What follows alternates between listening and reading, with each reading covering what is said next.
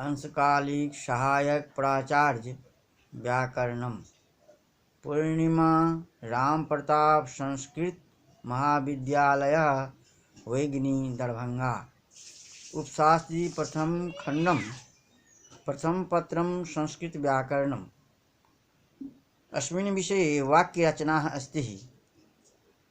आज मैं प्रिय छात्र संस्कृत व्याकरण के बारे में वाक्य रचना के विषय में मैं कुछ कहना चाहता हूँ। इसमें वाक्य रचना में कहा गया है जो धातुओं के सकर्मक अकर्मक भेद के कारण संस्कृत व्याकरण में मुख्यतया 3 वाक्य होते हैं। किसके कारण? तो धातुओं के सकर्मक अकर्मक भेद के कारण संस्कृत व्याकरण में मुख्यतया 3 वाक्य होते हैं। पहला वाक्य है कर्तृवाच्य, दूसरा है कर्मवाच्य और तीसरा है भाववाच्य। कर्तृवाच्य जहाँ कर्ता प्रधान रूप से वाच्य रहता है वहाँ सकर्मक या अकर्मक धातु से कर्ता में लकार या तिंग होता है और तिङन्त क्रियापद कर्ता के अनुसार बदलता रहता है। इसी को कर्तृवाच्य कहते हैं।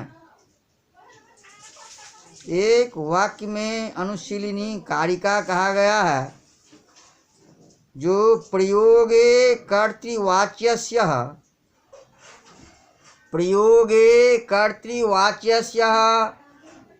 कर्तरि प्रथमा भवेत्, द्वितीया कर्मणि तथा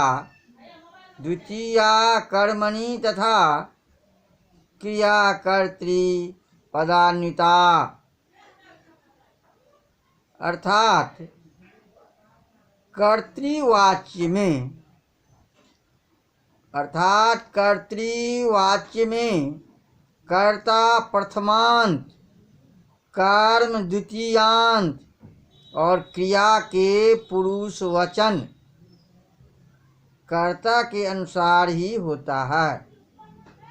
कर्तृवाच्य में कर्ता प्रथमांत, कर्म द्वितीयांत और क्रिया के पुरुष वचन कर्ता के अनुसार ही होता है।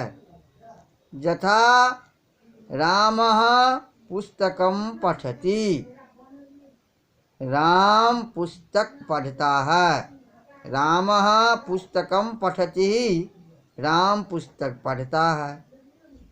रामः कृष्णो पुस्तकं पठतः, रामः कृष्णो पुस्तकं पठतः।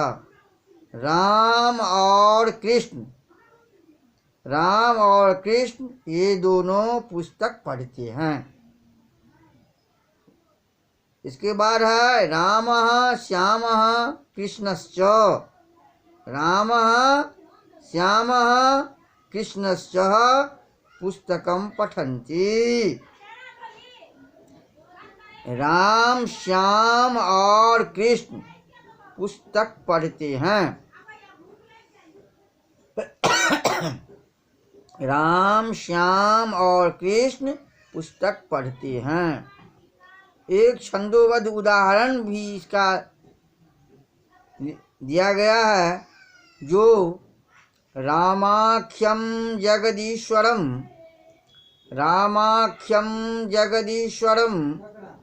श्री गुरुं माया मनुष्यम हरिम वंदेहम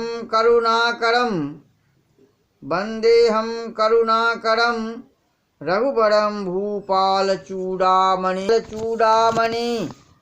इसके बाद है कर्मवाच्य, दूसरा में है कर्मवाच्य। कर्मवाच्य में है जहाँ कर्म प्रधान रूप से वाच्य रहता है वहाँ सकर्मक धातु से कर्म में लकार तिंग होता है लकार में तिंग होता है और क्रिया कर्म के अनुसार बदलती है। क्रिया किसके अनुसार बदलती है? तो कर्म के अनुसार बदलती है। इसी को कर्मवाच्य कहते हैं। कर्म लक्षण भी है कर्तृवृत्ति। कर्म लक्षण भी है जो कर्तृवृत्ति व्यापार प्रयोज्य फलवत्व प्रकार के इच्छा निरूपित। कर्तृवृत्ति व्यापार प्रयोज्य फलवत्व प्रकार के इच्छा निरूपित विषयताश्रयत्वम कर्मत्वम, अर्थात संज्ञा के जिस रूप पर क्रिया के व्यापार का फल पड़ता है उसे कर्म कहते हैं। कर्मवाच्य में कर्ता से तृतीया, कर्म से प्रथमा और क्रिया कर्म के अनुसार होती है। क्रिया किसके अनुसार होती है? तो क्रिया कर्म के अनुसार होती है।